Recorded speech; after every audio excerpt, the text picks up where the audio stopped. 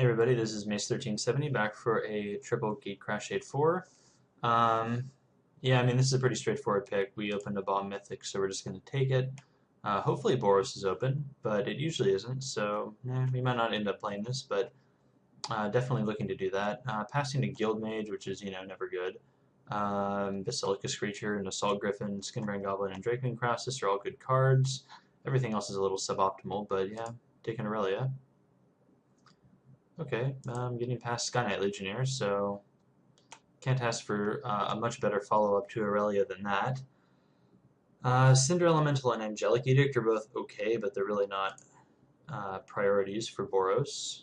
No Boros in this pack, which is kind of a bummer. There's a Drakewing Crassus, a Hands of Binding, a Bane Alley Broker. So I guess best card here would probably be the Crassus. So we'll just go ahead and take it. I don't know if Simic is going to end up being open, but if it is, I guess we will do that. For this pack, there's not much here. It's pretty weak. I'm just going to take Cinder Elemental, but I'm not thrilled to take it. I will take a Warmind Infantry here, though. This card is pretty sweet. I'm going to go ahead and probably hide the Drakewing Crassus. I don't think Simic is open at this point. Haven't really seen much at all. Like, a Flux Mage is okay, but that's... seems like red might be open. Well, there's another Simic card, a Nimbus Swimmer, but again, this isn't like a card that would signal to me that it would be very open. A Martial Glory here is good. I'll take that. And this pack has kind of nothing. There's a Mark for Death, which I don't think is super playable. But Prophetic Prism, I don't know, it's not really what you want to be doing in Boros, but Mark for Death is just not a card I'm like excited to run. I don't know, I'll probably end up playing Mark for Death over Prophetic Prism, I guess.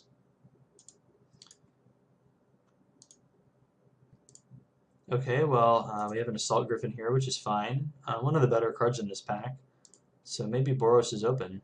It's kind of lucky when you open a bomb and you get past at least some cards in that color. Alright, well the aerial maneuver tabled, so I guess we're taking that. It's a okay trick. There wasn't really going to be anything here for us, so I guess we'll take a Beacon Apparition.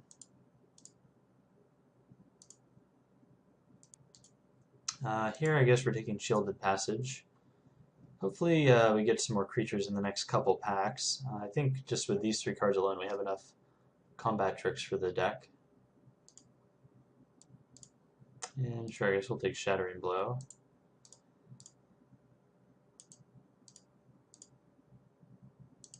Okay, so going into pack 2, definitely need to focus on 2-drops and early creatures. We don't really have any of those, although we didn't see any really.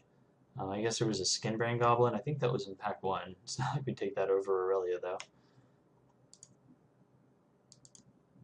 Alright, well, we've opened a Holy Mantle. I think that's probably the best card to take here. It's, I guess, that or Scorchwalker or maybe Millennium Gargoyle Forest, but I guess Boros Keyrune is also a consideration. The Keyrune does help us get to Aurelia, I suppose. But I think Holy Mantle is much more powerful. This error is really annoying.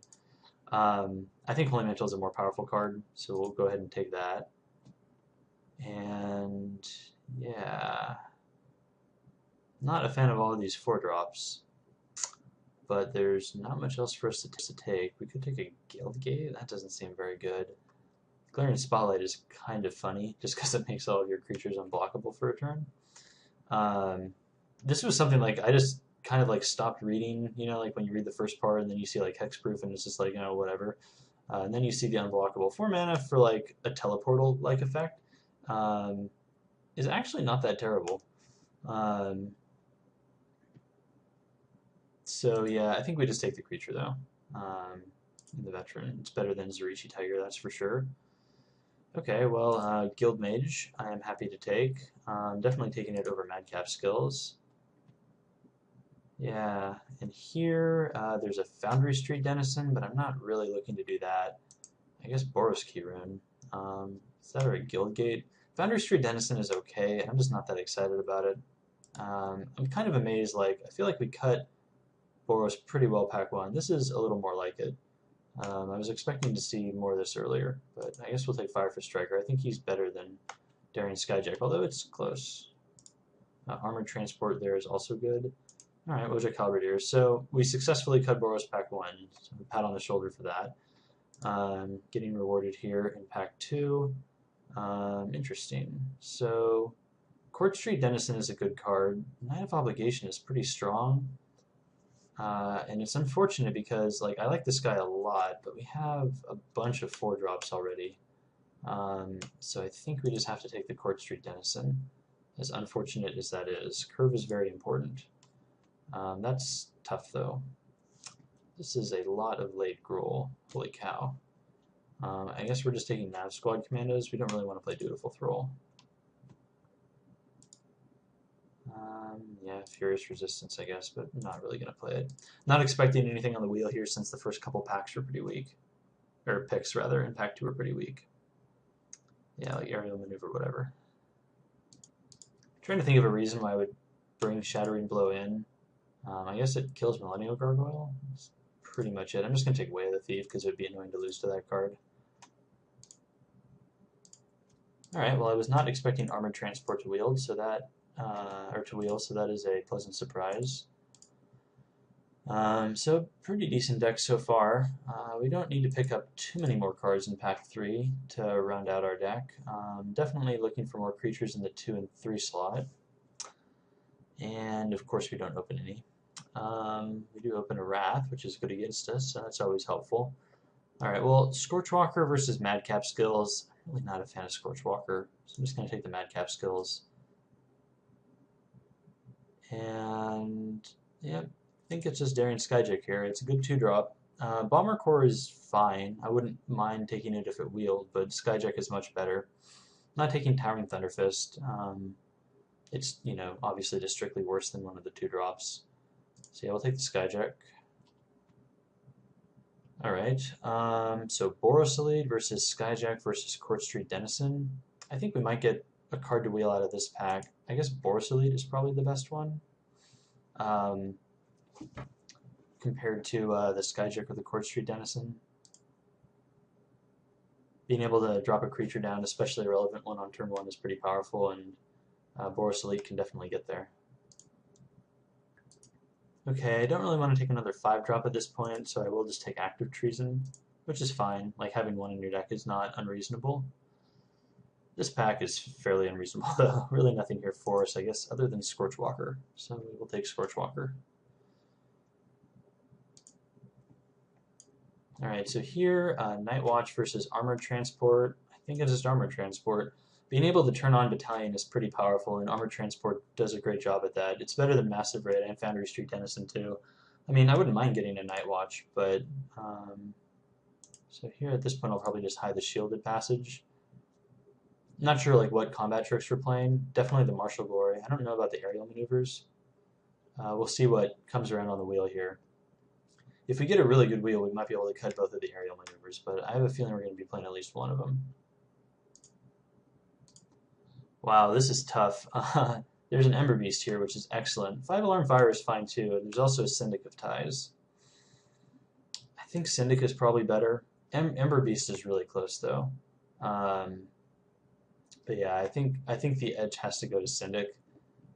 We have a Court Street Denizen, so that is like a small consideration, but having Extort is pretty sweet when you're in Boros. It gives you a teeny bit of reach that you wouldn't, you know, otherwise have. Alright, well there's a lot of Orzhov in this pack. I guess we're taking Night Watch. It turns on Battalion pretty well. Here I guess we're just taking Scorchwalker. Hopefully we don't have to play either of them. Not a big fan of Scorchwalker. Okay, so I wasn't really expecting anything out of this pack, because if I remember correctly there was nothing here other than Towering Thunderfist. So I guess we'll just take him. I mean, like, we're not running him. I'll just take a Guildgate so someone else doesn't get it. Okay, well, the Martial Glory wheeled, so at least there was that. None of the creatures, unfortunately. I was kind of hoping the Bomber Core would at least make it around. But we can cut the aerial maneuvers for sure now. And I guess Forced Adaptation is the most sort of playable card out of that pack. So overall, ended up with a pretty good deck. I think one of the things that frustrates me about this format is it takes me like 2 or 3 picks longer to realize what is open than I really have to decide that. I've noticed that in many drafts I've been waiting until picks 5 or 6 to really settle in, and I think I need to be doing that around picks 2 or 3. You can see in this draft, like, we kind of got lucky. Like, Boros was clearly there in the first couple picks, so we had no reason to take anything else. Uh, so the cards kind of fell into our lap, um, which is, always nice when that happens, but that's definitely not, the norm. Um, and even then, I guess I would have preferred to get a couple more creatures.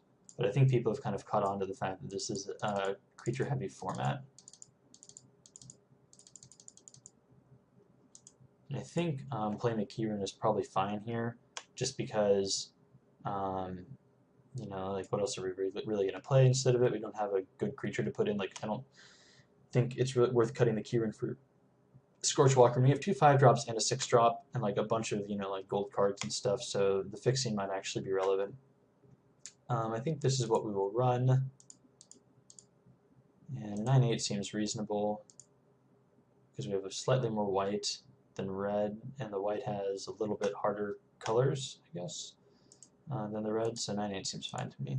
On to round 1.